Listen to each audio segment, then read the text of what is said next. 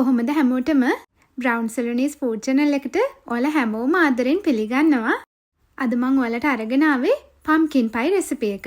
ඉතින් pumpkin pie කියන්නේ Thanksgiving වලට නැතුවම බැරි කෑමක්. එහෙනම් අපි බලමු කොහොමද pumpkin pie හදාගන්නේ කියලා. මේ දවස්වල fall season එක නිසා එක එක වර්ගයේ වට්ටක්කා අපිට ඕන තරම් ගන්න තියෙනවා. මේ තියෙන වට්ටක්කා වලට මෙහි කියන්නේ pie pumpkin කියලා. ඒ කියන්නේ මේ වයින් තමයි pumpkin pie හදන්නේ. pumpkin pie විතරක් නෙමෙයි වෙනත් ගොඩක් කෑම වර්ග මේ pumpkin වලින් අපිට හදා ගන්න පුළුවන්. ඉතින් අද රෙසිපිය අපි හදන්න යන්නේ pumpkin pie එකක් නිසා මම හිතුවා pie pumpkin එකම මේ වෙනුවෙන් පාවිච්චි කරන්න. හැබැයි ඔයාලට මේ වර්ගයේ හොයාගන්න නැත්නම් සාමාන්‍යයෙන් අපි ගන්න තියෙන අපේ ඉදිනදා කන වට්ටක්ක තියෙන්නේ. අන්න ඒකත් ඔයාලට පාවිච්චි කරන්න පුළුවන්. මුලින්ම අපි වට්ටක්කා එක සෝදලා මේ විදිහට පිරිසිදු කරගන්නවා. ඉතින් මේ තියෙන්නේ ඒ විදිහට පිරිසිදු කරගත්ත වට්ටක්කා. මේ දෙකම අපිට අවශ්‍ය වෙන්නේ නැහැ. මම එක වට්ටක්කා එකක් අරගෙන මුලින්ම ඒක බේක් කරගන්නයි යන්නේ. හරි, දැන් අපි බලමු කොහොමද වට්ටක්කා එක අපි කපලා බේක් කරගන්නේ කියලා.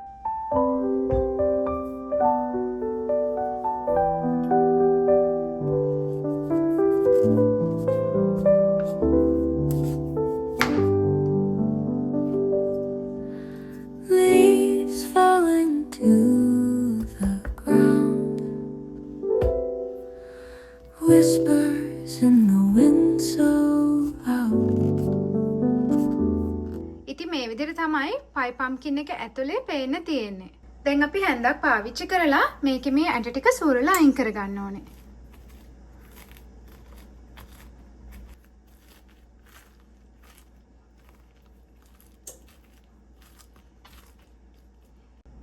මේ තියෙන්නේ අපි කපලා අයින් කරගත්ත වට්ටක්ක ඇට ටික. ඉතින් ඔයාලට පුළුවන් මේ ටික හොදලා හොඳට වේලලා ඊට පස්සේ oven එකේ ටිකක් දාලා අරගෙන වට්ටක්ක ඇට විදිහට කෑමට එකතු කරගන්න. ඉතින් මේ ටික අහක දානවට වඩා මේක ගොඩක් පෝෂණ ගුණයෙන් ඉහළ නිසා ඔයාලට පුළුවන් මේක කෑමට එකතු කරගන්න. දැන් අපි ට්‍රේ එකක් අරගෙන වට්ටක්ක ටික බේක් කරගන්න යන්නේ. ඔයගොල්ලෝ මේක බේක් කරගන්නකොට මුකුත් පාවිච්චි කරන්න අවශ්‍ය නැහැ. තෙල් ඒ වගේ මොකුත් අවශ්‍ය වෙන්නේ නැහැ. නිකම්ම මේ වට්ටක්කා එක ට්‍රේ එකේ තියලා අපිට මේක බේක් කරගන්නයි තියෙන්නේ. මේ තියෙන අපි පැයක් විතර බේක් කරගත්ත වට්ටක්කා එක මම මේක අනිත් පැත්ත හැරෙව්වා අතරමැදදී සාමාන්‍යයෙන් පැය භාගයක් විනාඩි 40ක් විතර දාලා ඊට පස්සේ අනිත් පැත්තට පෙරලලා මේ විදිහට ඒ පැත්තත් හොඳට බේක් කරගත්තා. දැන් ඔයාලට මේ පේනව නේද මේක හොඳට මෙහෙම සොෆ්ට් වෙලා තියෙනවා. දැන් මේ විදිහට හොඳට බේක් කරගත්ත වට්ටක්කා එකේ අපි පොත්ත අයින් කරගන්න ඕනේ. මේක තාම ගොඩක් රස්නේ. මේ විදිහට ඔයාලා පොත්ත අයින් කරගන්න ඕනේ පරිස්සමට.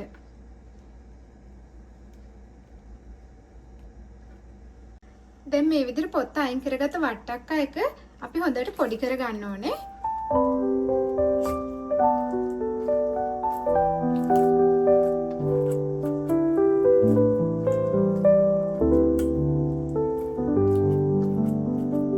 මේ විදිහට පොඩි කරගත්ත වට්ටක්කා එක අපි ටික වෙලාවක් නිවෙන්න තියාගන්න ඕනේ.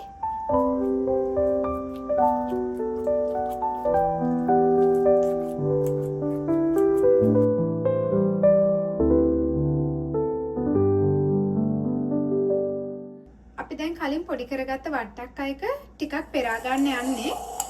මේ විදිහට ඔයාලා භාජනයකුයි පෙරා ගන්න පුළුවන් මේ විදිහට පෙනේරිකුයි අරගෙන අපි වට්ටක්ක වල තියෙන අමතර වතුර ටික අයින් කරගන්න යන්නේ. මේ විදිහට අපි වට්ටක්ක පොඩ පෙනේරයට දාගෙන ඒක පොඩ්ඩක් වතුර ටික පෙරා ගන්න යන්නේ දැන්.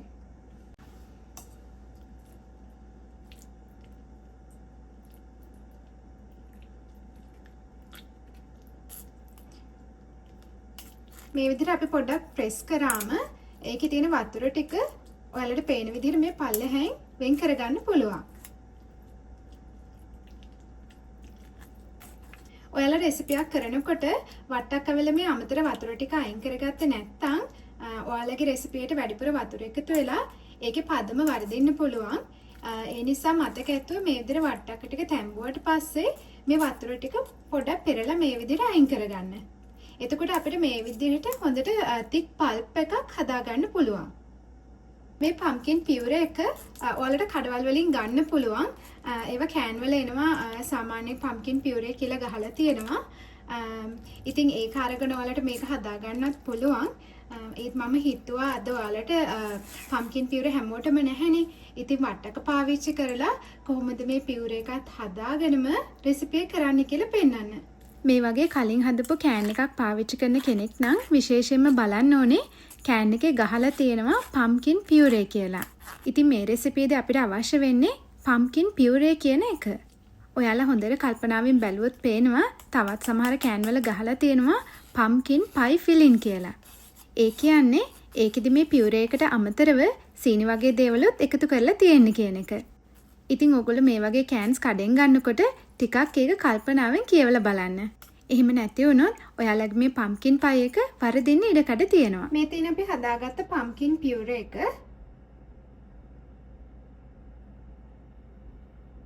දැන් අපි මේක පාවිච්චි කරලා තමයි අද pumpkin pie එක හදාගන්න යන්නේ. කලින් වට්ටක්ක එක බේක් වෙන අතරේදීම මම වට්ටක්ක ඇට ටිකක් ට්‍රේ එකකට දාලා මේ විදිහට බේක් වෙන්න දැම්මා. මේ තියෙන අපි බේක් කරගත්ත වට්ටක්ක ඇට ටික.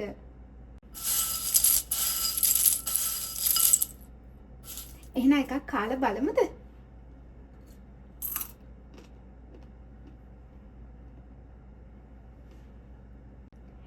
ඔයාලට පුළුවන් මේ වට්ටක්ක ඇට ඔයාලා හදාගන්න ඕට්ස් එකකට ඒ වගේම සුප් එකක් උඩින් මේ විදිහට දාගත්තම තවත් ඒකේ රස ගුණ වැඩි වෙනවා. ඒ වගේම තමයි ඔයාලට පුළුවන් මේක පවුඩර් කරලත් ඔයාලා හදාගන්න ස්මූදි එකකට හරි ඊළඟට ඔයගොල්ලෝ හදාගන්න ඩිසර්ට් එකකට හරි පාවිච්චි කරන්නත් පුළුවන්. ඒ වගේම තමයි මේ වගේ වට්ටක් ඇට ටිකක් ඔයාලා පාවිච්චි කරලා ඔයාලට පුළුවන් රස ස්නැක් එකක් හරි එහෙම නැත්නම් පොඩි බයිට් එකක් වගේ හදාගන්න. ඒකට කරන්න තියෙන්නේ වට්ටක් ඇට සුද්ධ කරලා සෝදලා ගත්තට පස්සේ පොඩ්ඩක් ඒක තෙත මාත්තු කරලා ඊට පස්සේ ඔයාලට අවශ්‍ය කරන ස්පයිසස් ටික දාලා oven එකේ දාලා බේක් කරගන්න පුළුවන්. දැන් මම අද නම් හැදුවේ මේ විදිහට ස්පයිසස් මුකුත් දාන්න නැතුවනේ. හැබැයි මේ වෙනුවට ඔයාලට ස්පයිසස් දාලම බේක් කරගන්න පුළුවන්. එහෙම වුණොත් ඔයාලට ඒක ස්නැක් එකක්, බයිට් එකක් විදිහටත් පාවිච්චි කරන්න පුළුවන්. මට ඉතින් ඔයාලට කලින් කියන්න අමතකුණානේ. අද අපි හදන්න යන pumpkin pie එක ටිකක් ලේසි විදිහට තමයි හදන්න යන්නේ. ඒ මොකද කියලා ඔයාලට මම ඉස්සරහට විස්තර කරන්නම්. හරි, ඉතින් අපි හදාගත්ත pumpkin puree එකට අමතරව මේවා තමයි අපිට අවශ්‍ය කරන අනිත් අමුද්‍රව්‍ය. මම මේ වගේ ප්‍රමාණයන් පහළ description box එකේ ඔයාලට දාලා තියන්නම්. මේකේ ප්‍රධාන අමුද්‍රව්‍ය තමයි pumpkin puree එක. මෙතන තියෙනවා අපි කලින් හදාගත්ත puree එක. ඊට අමතරව අපිට අවශ්‍ය කරනවා brown sugar. අද මම පාවිච්චි කරලා තියෙන්නේ coconut sugar. ඒ කියන්නේ පොල් සීනි. පොල් සීනි ගැන දන්නේ නැති කෙනෙක්ට දැනගන්න අවශ්‍ය විස්තර මම පහළ description එකේ link කරලා තියන්නම්. ඒ දෙකම නැති කෙනෙක්ට සුදු සීනි පාවිච්චි කරන්න පුළුවන්. හැබැයි පුළුවන් නම් ඔයගොල්ලෝ brown sugar පාවිච්චි කරොත් ඒකෙන් ලස්සන කලර් එකක් අපිට ගන්න පුළුවන් වෙනවා. මෙතන තියෙනවා medium size බිත්තර 3ක්. ඒ වගේම අපිට අවශ්‍ය කරනවා evaporated milk. එහෙම නැත්නම් ඔයාලට cream පාවිච්චි කරන්නත් පුළුවන්. මේ pumpkin pie එක අපිට රස කරගන්න අවශ්‍ය කරනවා ප්‍රධාන අමුද්‍රව්‍ය තමයි pumpkin spice. pumpkin pie එකේ pumpkin spice එක අනිවාර්යයෙන්ම අපිට අවශ්‍ය කරනවා. ඉතින් pumpkin spice මෙහෙනම් ගන්න තියෙනවා. මම ඔයාලට පෙන්නන්නම් මම පාවිච්චි කරන spice එක මොකක්ද කියලා. මේ විදිහට බෝතල් කරපු pumpkin pie spice තියෙනවා ගන්න. මේක නම් මම ගත්ත US වලින් Trader Joe's brand එකේ. හැබැයි කැනඩාවේ ඉන්න අයටත් මේක ඕනේ තරම් ගන්න තියෙනවා කඩවල් වල. විශේෂයෙන්ම fall season එකේ නම් මේක අනිවාර්යයෙන්ම ගන්න තියෙනවා. pumpkin spice බෝතලයක් ගන්න බැරි කෙනෙක්ට මම පහළ description එකේ දාලා තියන්නම් මොන වගේ ingredients පාවිච්චි කරලාද මේක හදාගන්න කියලා. හරිම ලේසියි හදාගන්න. ලංකාවේ නම් අපේ මේ කුළුබඩු ටික ඔක්කොම ගෙදර තියෙනවා. මම ඒකත් description එකේ දාලා තියන්නම්. ඒ වගේම අපිට රස කරගන්න අවශ්‍ය වෙනවා වැනිලා සහ ලුණු. pumpkin pie එක හදාගන්න අපි අනිවාර්යයෙන්ම crust එකක් හදාගන්න ඕනේ. ඉතින් මේක හදාගන්න අපිට butter පිටිහෙන් පාවිච්චි කරලා dough එකක් හදාගන්න තියෙනවා. ඒත් මම අද හිතුවා මේක ලේසියෙන්ම හදාගන්න ගෙදර තියෙන pastry sheet එක පාවිච්චි කරන්න. මේ තියෙන්නේ pastry sheet. මම මේක කඩෙන් ගත්තේ. ඉතින් වෙලාව ඉතුරු කරගන්න පුළුවන් නිසා මම අද මේකෙන් තමයි පම්කින් පයි එක හදාගන්න යන්නේ. කැනඩාවේ ඉන්න කෙනෙක්ට නම් pastry sheet ලේසියෙන්ම no frills එකෙන් ගන්න පුළුවන්. එහෙම නැත්නම් Asian store එකකින් උනත් මේක හොයාගන්න පුළුවන්.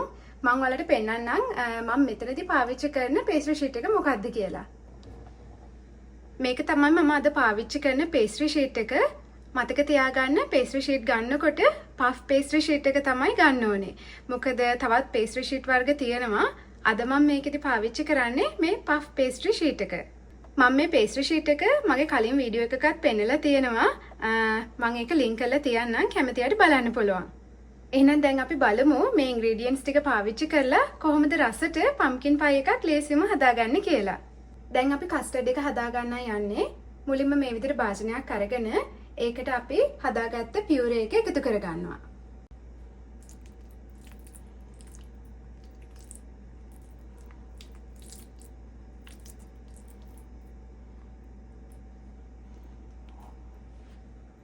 දැන් අපි ඒකට brown sugar හරි coconut sugar හරි මේ විදිහට එකතු කරගන්නවා. ඒකටම අපි මේ විදිහට evaporated milk හරි cream ටික හරි එකතු කරගන්නවා. දැන් අපි මේ මිශ්‍රණය හොඳට කලවම් කරගන්න යන්නේ. මේ විදිහට whisk එකක් පාවිච්චි කරලා ඔයාලට මේක කලවම් කරගන්න පුළුවන්.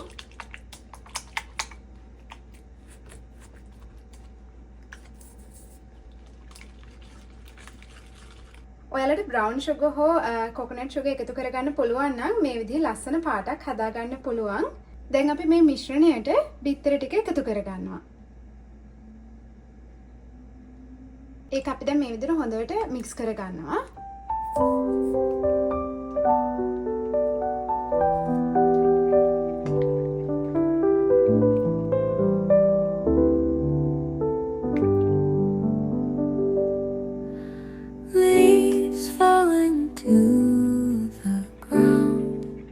දැන් අපි මේක තවත් රස කරගන්න යන්නේ. ඒකට මේ විදිහට අපි වැනිලා ටිකක් එකතු කරගන්නවා. ඒත් එක්කම අපිට අනිවාර්යයෙන්ම අවශ්‍ය කරන මේ pumpkin spice එකත් මේ විදිහට අපි එකතු කරගන්නවා. දැන් අපි ලුණු ටිකත් මේ විදිහට දාගන්නවා. දැන් මේ විදිහට ආයෙමත් ඒක හොඳට කලවම් කරගන්න ඕනේ.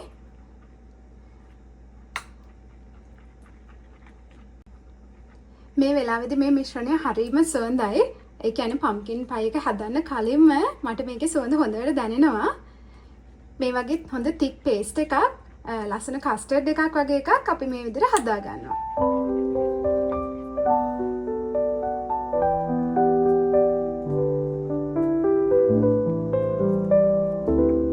ඔයාලට මේ පේන විදිහට මේක මේ විදිහට තමයි කඩාගෙන හැලෙන්න ඕනේ.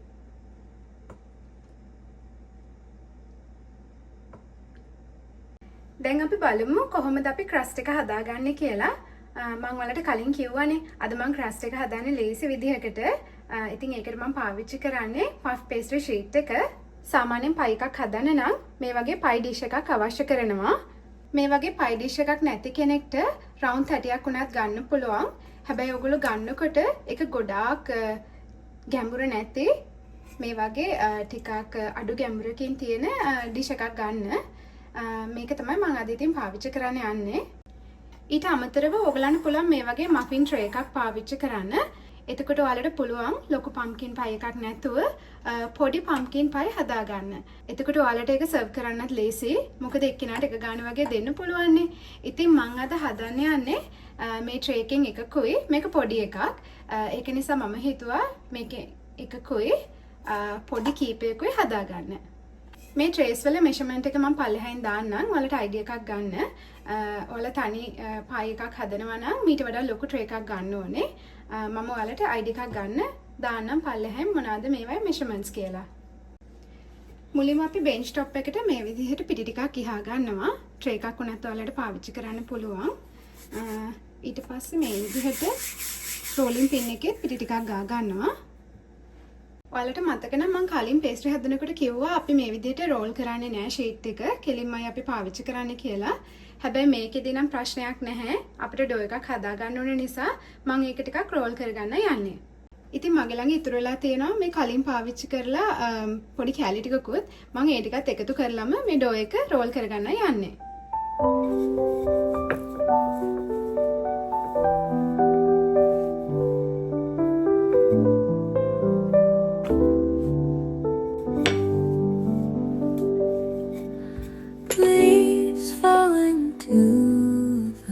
දැන් අපි මේ විදිහට වැඩිපුර පිටි ටික පොඩ්ඩක් අයින් කරගන්න ඕනේ. මොකද අපිට ගොඩක් පිටි ගතිය අවශ්‍යත් නැහැනේ. ඒක නිසා අපි ඒ ටික පිහදලා අයින් කරලා මේක ටිකක් තව තුනී කරගන්නවා.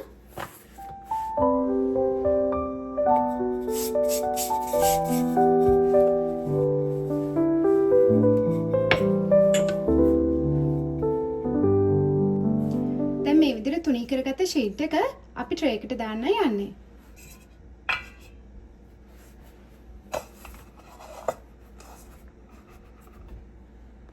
මේ විදිහට තැටියට දාලා වැඩිපුර තියෙන කොටස අපි කපලා අයින් කරගන්නවා.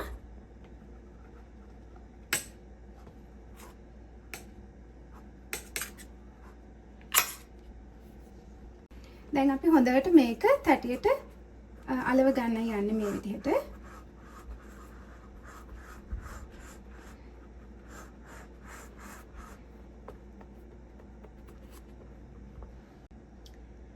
අපිට මේ තව වැඩි කොටස් තියෙනවා දාරේ වටේ. ඒ ටික මේ විදිහට කතුරක් හරි පිහිය හරි පාවිච්චි කරලා කපලා අයින් කරගන්න යන්නේ.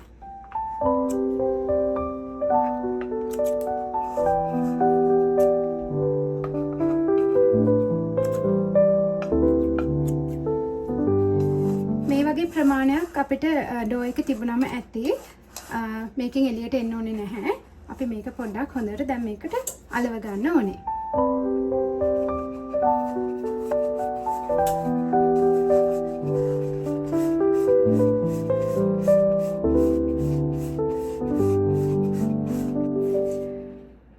ඔයාලට කැමති නම් මේ දාර ටික ලස්සනට මේ විදිහට ඇඟිලි වලින් හදාගෙන රවුන්ඩ් කරගන්න පුළුවන්.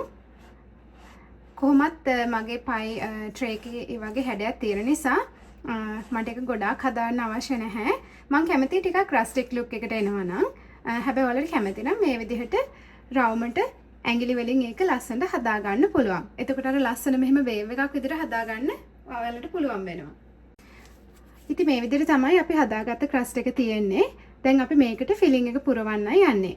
මේ විදිහටම ඔයාලට පුළුවන් පොඩි මෆින් ට්‍රේස් වලටත් පයි ඩෝ එක දාලා හදාගන්න. සාමාන්‍යයෙන් ට්‍රැඩිෂනල් පම්කින් පයි එකේ නම් අපි මේ විදිහට ඩෝ එක දාලා ඒ ක්‍රස්ට් එක හදාගන්න මුලින්ම මේක බේක් කරගන්නවා. හැබැයි මම අද ටිකක් ලේසියෙන් හදාගන්න නිසා මේක කලින් බේක් කරන්නේ නැහැ. මේකට අපි හදාගත්ත කස්ටර්ඩ් එකක් දාලා දෙකම එකට තමයි බේක් කරගන්න හිතාගෙන ඉන්නේ. ඉතින් අපි බලමු දැන් කොහොමද ඒක කරගන්නේ කියලා. මේ තියෙන අපි කලින් හදාගත්ත කස්ටර්ඩ් එක දැන් අපි මේක ෆිල් කරගන්න යන්නේ අපේ ඩෝ එකට.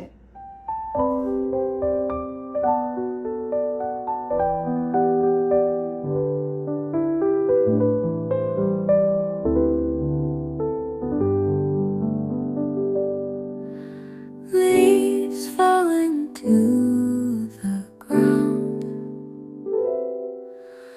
whispers in the wind so loud, hand in hand. මේ විදිහට ඔයගොල්ලෝ ෆිල් කරගන්නකොට පොඩි ગેප් එකක් තියාගන්න. උඩටම ෆිල් කරන්නේ නැතුව මොකද මේක ටිකක් පිම්බිලා එන්න ඕන නිසා අපි පොඩි ગેප් එකක් තියන්න ඕනේ. මේ වගේ පොඩි ગેප් එකක් තියලා ඔයාලට පුළුවන් මේක ෆිල් කරගන්න. ඊට පස්සේ මේක හොඳට ලෙවල් කරගන්න. දැන් මේ විදිහට ෆිල් කරගත්තට පස්සේ අපි මේක බේක් කරගන්න යන්නේ. අපි oven එක ටිකක් ප්‍රීහීට් කරගෙන ෆැරන්හයිට් අංශක 350 මේක විනාඩි 50ක් 60ක් වගේ බේක් කරගන්නවා. මතක ඇතුව බේක් කරනකොට අපි මේක පහළ රැක් එකේ තමයි කරගන්න ඕනේ. එහෙම කරන්න හේතුව තමයි අපි මේ ක්‍රස්ට් එක කලින් බේක් කරේ නැහනේ. ඒක නිසා අපි පහළ රැක් එකේ තමයි මේක බේක් කරගන්න ඕනේ. ඉතින් මේ විදිහට හදාගත්ත පම්කින් පයි ටිකක් වෙලා නිවුණාට පස්සේ මම පිකෑන්ස් ටිකක් එහෙම තියලා ලස්සනට ඩෙකොරේට් කරගත්තා. මේ පම්කින් පයි ටික ඔයාලට පුළුවන් සර්ව් කරනකොට මේ පේන විදිහට whipped cream ටිකක් එක්ක සර්ව් කරන්නත්. එතකොටත් ඒක හරිම රසයි. ඉතින් මේ ෆෝල් සීසන් එකේ පිටරටවල ඉන්න ඔයාලා වගේම ලංකාවේ ඉන්න අයටත් ලේසියෙන්ම පම්කින් හොයාගන්න තියෙන නිසා මං හිතනවා ඔයගොල්ලෝ මේ රෙසිපිය try කරලා බලයි කියලා. ඔයාලා මීට කලින් පම්කින් පයි කාලා හරි හදලා හරි තියෙනවා නම් පල්ලෙන් කමෙන්ට් එකකුත් දාගෙන යන්න. ඉතින් හැමදාම වගේ වීඩියෝ එක අන්තිම වෙනකම් බලපු ඔයාලා හැමදෙනාටම බොහොම ස්තුතියි. ආයෙත් ලස්සන වීඩියෝ එකකින් අපි හම්බ වෙනකම් හැමෝම සතුටින් පරිස්සමෙන් ඉන්න.